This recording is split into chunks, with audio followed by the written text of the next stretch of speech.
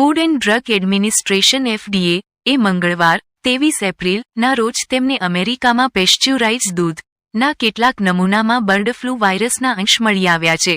જો કે એજન્સીએ કહ્યું કે દૂધનો ઉપયોગ સુરક્ષિત છે, પરંતુ તેને આ વાત પર જોર આપ્યું કે તેની પુષ્ટિ માટે હજુ પણ ટેસ્ટના પરિણામની જોઈ રહ્યા છે. આ ખુલાસો એવા સમયે થયો છે જ્યારે 1 મહિનાથી ઓછા સમય પહેલા અમેરિકાના ઘણા રાજ્યોની ડેરી ગાયોમાં પહેલીવાર બર્ડ ફ્લૂના H5N1 સ્ટ્રેનની ખબર પડી છે. 8 રાજ્યોમાં ફ્લૂની ખબર પડી છે.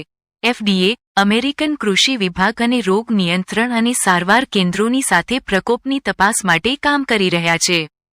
FDAએ કહ્યું કે વાયરસના અંશોની ખબર ત્યારે પડી જ્યારે પેસ્ચ્યુરાઇઝ્ડ દૂધના નમૂના ટેસ્ટ કરવામાં આવ્યા.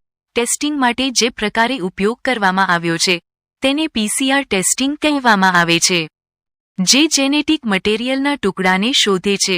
જો રિઝલ્ટ પોઝિટિવ આવે છે તો તેનો મતલબ એ નથી કે તેને એક જીવિત સંક્રમણ વાયરસ મળ્યો છે. મિત્રો, અમારા વિડિયો ગમતા હોય તો લાઇક એન્ડ સબસ્ક્રાઇબ કરી લેજો.